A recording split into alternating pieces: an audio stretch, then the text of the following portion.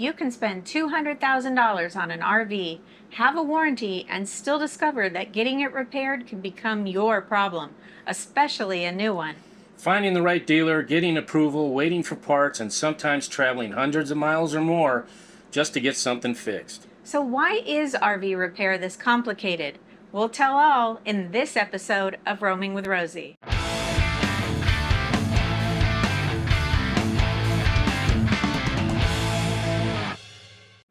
Anybody who's been around RVing long enough has heard the stories.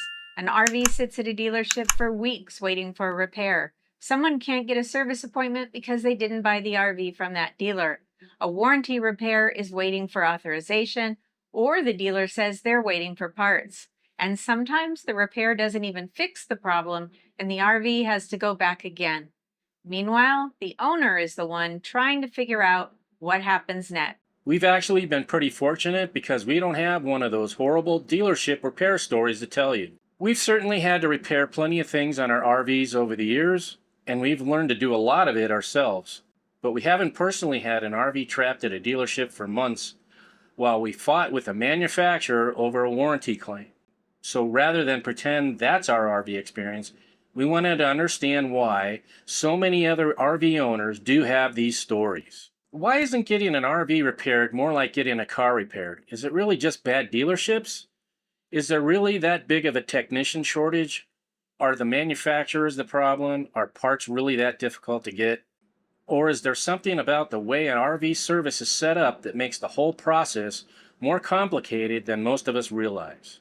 And it turns out the RV industry knows this is a problem. They actually have a name for measuring how long the repair process takes. It's called Repair Event Cycle Time, or RECT, R-E-C-T. Yeah, your RV's wrecked. And as recently as June of 2026, the RV Dealers Association formally reaffirmed reducing repair cycle time as an industry priority. So this isn't just a bunch of angry RV owners complaining on the internet. The industry itself is measuring it too. And once we started looking at those numbers, and especially at what happens behind the scenes during a repair, we began to understand why this can get so complicated. I think this is probably the first thing that's different from owning a car. When you look at our motorhome, you see one Holiday Rambler.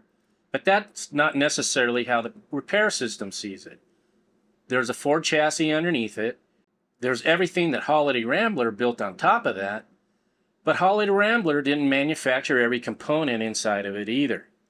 You've got the air conditioners, you got the refrigerator, you got a generator, you got the leveling system, slide mechanisms, the inverter and the charger, plumbing components and electrical components, and many of those things were manufactured by completely different companies. So when something quits working, one of the first questions actually has to be, whose problem is it?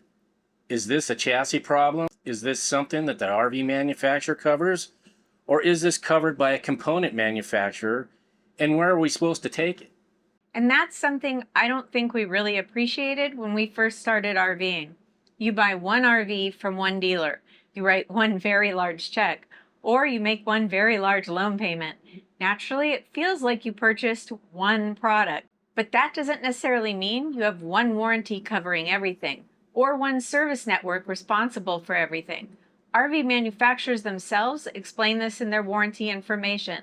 Certain components may have separate warranties through the companies that actually manufacture those components. So an RV is essentially sold to us as one product, but it isn't necessarily serviced or warranted as one product. This is an important distinction right here. That may help explain why RV repair is complicated. It doesn't excuse bad workmanship, though. It doesn't excuse poor communication.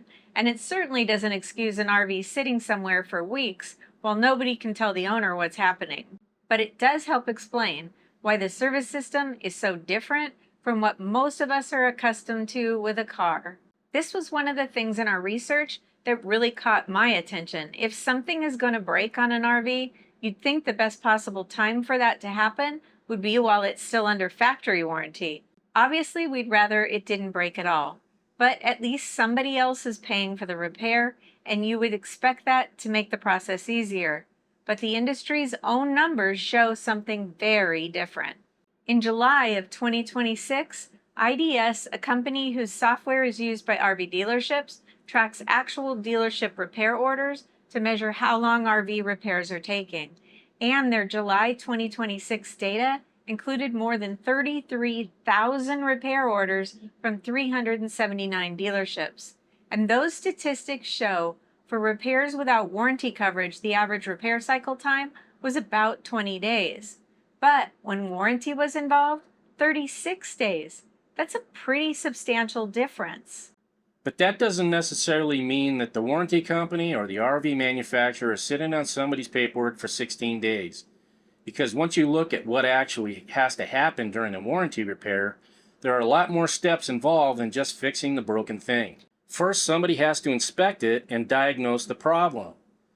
Then they may have to figure out which warranty actually applies. The problem has to be documented. There may be descriptions, photographs, and other information has to be submitted. Authorization may come from the specific part manufacturer before the repair is performed. Then the correct parts have to be identified. If they're not in stock, they have to be ordered. When they arrive, the RV may have to get back into the repair schedule. Then somebody actually performs the repair. After all of that, the dealer still has a warranty claim to submit so they can get paid for the work. This is all something happening that the RV owner never really sees. From our perspective, there's just one transaction. My RV's broken, please fix it. But behind the service counter, there's another transaction happening between the repair facility and whoever's responsible for paying that warranty claim. So will that repair be authorized? What documentation is required, and what labor will be reimbursed, and even which parts are covered? The owner doesn't necessarily see any of that, but in the meantime, we're waiting while it's happening. None of those steps individually sounds ridiculous. Obviously, a manufacturer isn't going to pay every invoice somebody sends them without documentation. The problem comes when you start adding delays at each step. Here's another phrase I think just about every experienced RVer has heard. We're waiting for a part. When somebody tells me that, what I picture is the part is sitting in a warehouse halfway across the country and we're waiting for UPS just to get it here. But that's not always the biggest part of the wait. The July 2026 industry data showed that when the needed parts were available or no part was needed, the average repair cycle time was about 20 days. When at least one part that was required was out of stock, that jumped to 45 days. That's more than double. Here's the part of the research I found really interesting. For those repairs involving an out-of-stock part, IDS broke the process down further. The actual parts lead time averaged about 12 days, but the parts identification stage averaged 19 days. So in that data, they were spending more time in the identification and ordering stage than they were actually waiting for the part to arrive. So this brings us right back to what we were talking about at the beginning. This isn't one standardized vehicle built entirely by one manufacturer. There are different RV manufacturers, model years, floor plans, and component suppliers. And suppliers change, and components change, and older parts get discontinued. For those of us who own older RVs, we know that sometimes finding the replacement is half of the repair. Many experienced RV owners eventually become pretty good parts detectives. Another explanation you hear all the time, there just aren't enough RV technicians. And there really is an RV technician problem. The RV Technical Institute itself was created because the industry recognized that the number of properly trained RV technicians wasn't keeping pace with the growing number of RVs. So we're not dismissing that. If a dealership doesn't have enough qualified technicians, obviously that's going to affect how quickly they can get an RV through their shop. But after looking at the repair cycle data, it's pretty clear that technician shortage can't explain all of this. Because an RV isn't often sitting there waiting for a technician. It might be waiting for warranty authorization, or it might be waiting while someone determines which part is required. It might be waiting for the part to arrive, and it might be waiting to get back into that repair schedule after that part finally does arrive. And somewhere in all of this, communication breaks down often. So when someone says there's a shortage of RV technicians, the answer is yes, there is, but that's only one bottleneck in a system with several potential bottlenecks. And sometimes they stack on top of each other. There's another difference between RV service and automobile service that seems incredibly obvious once you start thinking about it. An RV is designed to travel. That's the entire reason that we bought it.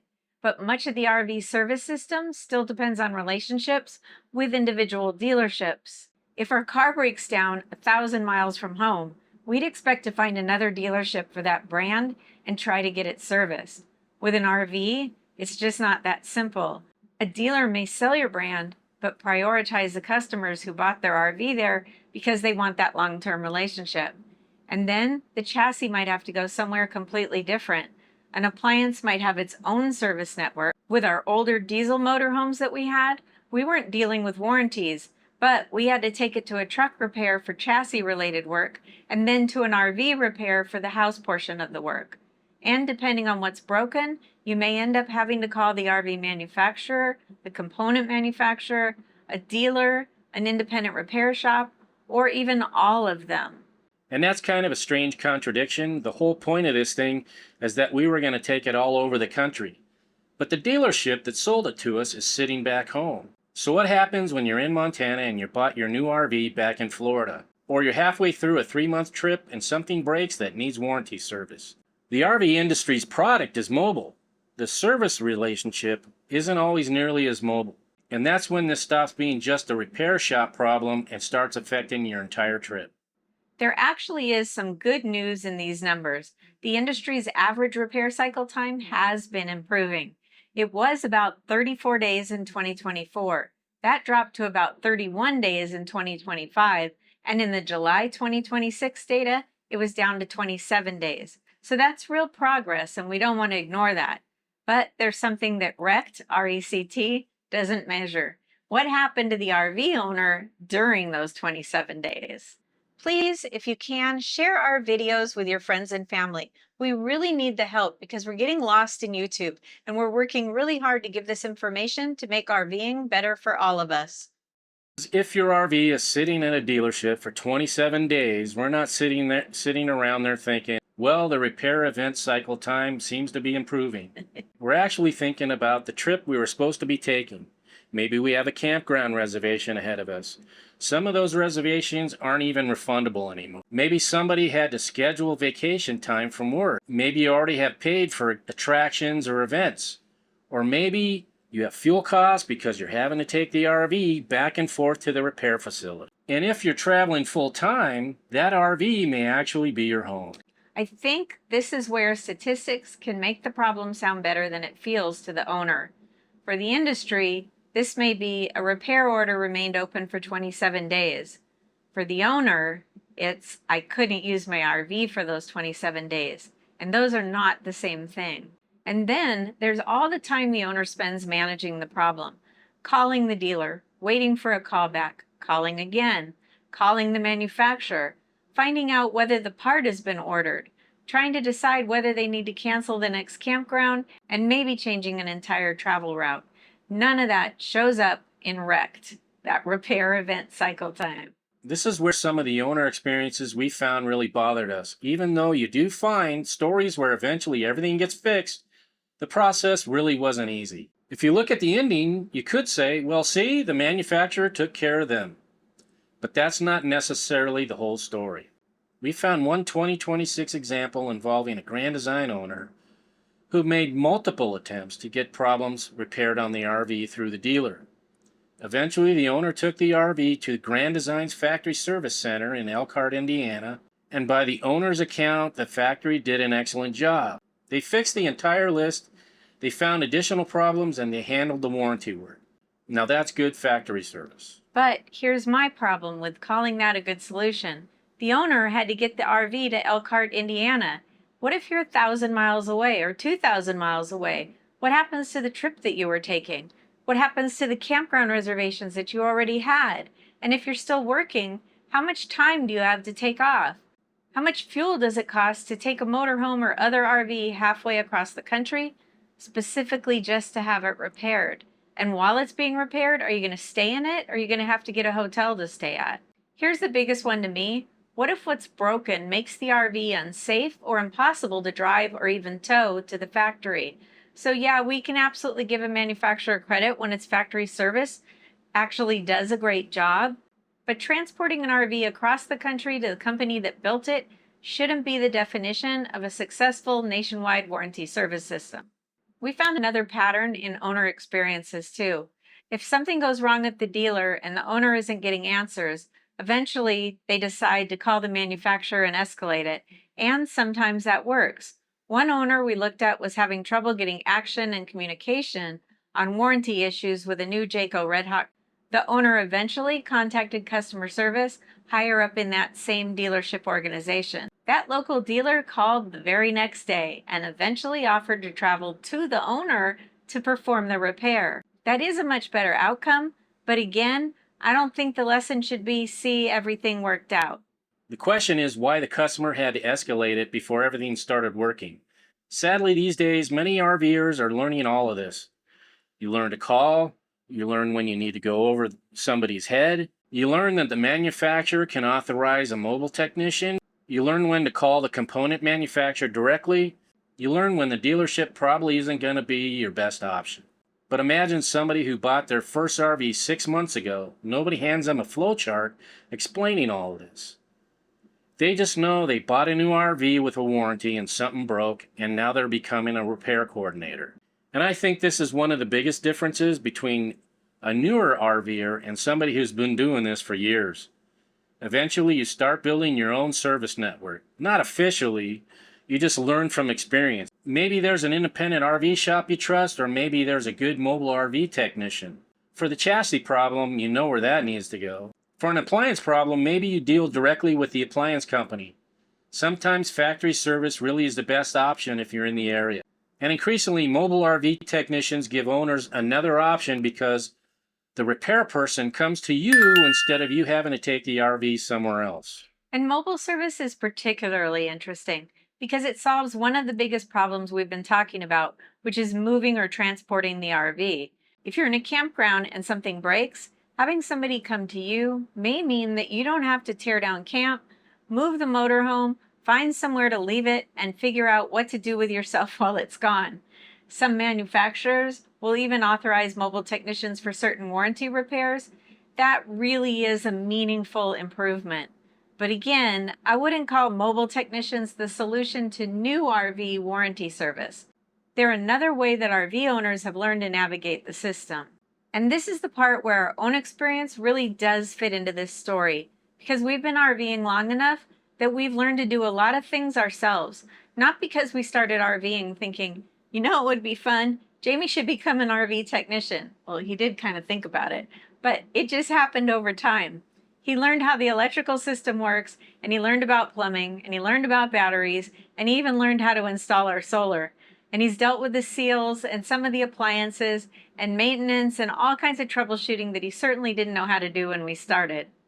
At some point, the question changes. When something breaks, it's no longer just, can I fix this myself, rather than take it somewhere to get fixed. If it's something I'm capable of doing safely and I can get the part and repair it myself versus the alternative, which is making an appointment, driving the RV somewhere to wait in line to get it fixed, plus having to pay somebody $150 or more per hour plus parts just to have them fix it. The rates for our diesel pusher repairs at the truck center were $225 per hour. Now that doesn't mean that everybody should repair their own RV. There are plenty of things that absolutely belong to a qualified technician. But I understand why experienced RVers become so self-sufficient. Sometimes learning how to fix things is part of keeping RV life affordable and keeping the RV available for the thing you actually bought it for. Which is travel, and that's easy to lose sight of when we're talking about all of these systems and repair statistics. Nobody spends this kind of money because they want to manage repairs. We bought these things because we want to use them. Think about all the things people research before buying an RV. Should I buy gas or diesel? Motorhome or fifth wheel? Which floor plan? How many slides? How much storage? What size refrigerator? Can I get into a national park? How much can my truck tow? All those are good questions, but I don't remember service being nearly as exciting a subject when we were shopping for a new RV. And maybe that should be. Maybe before buying an RV, we should be asking, who services this after I leave here? What does the dealer actually repair themselves? Who handles the chassis? Who handles the appliances and other components? And what happens if something breaks while traveling? I think we really did look at that with this latest RV that we have. And we wanted to know, will other dealerships work on an RV when we didn't buy it from them? And can mobile technicians perform the warranty work? Of course, we didn't buy a new one, so that wasn't an issue directly for us. And you also should know when buying a new one, where is the manufacturer's factory service facility? And what happens if the RV has a problem that prevents you from getting it there? Those aren't nearly as much fun to think about as walking through a beautiful new RV and imagining where you're going to go to travel. But after looking into all of this, I think those are just as important of questions to be asking yourself. When we started researching this episode, we thought we were trying to answer a pretty simple question. Why does getting an RV repaired take so long? But I don't think that's really the whole question anymore. The industry knows that these repair times have been a problem, and they're measuring them. And importantly, those numbers are improving. But repair time is only part of what the RV owner experiences on their side. Because eventually a lot of us become more than just RV travelers. We're travelers, we're homeowners, we're maintenance managers, sometimes we're part researchers. Sometimes we're the person coordinating between the dealer and the manufacturer, and sometimes we're the repair technician. That's a lot more responsibility than most people probably imagined when they bought their first RV.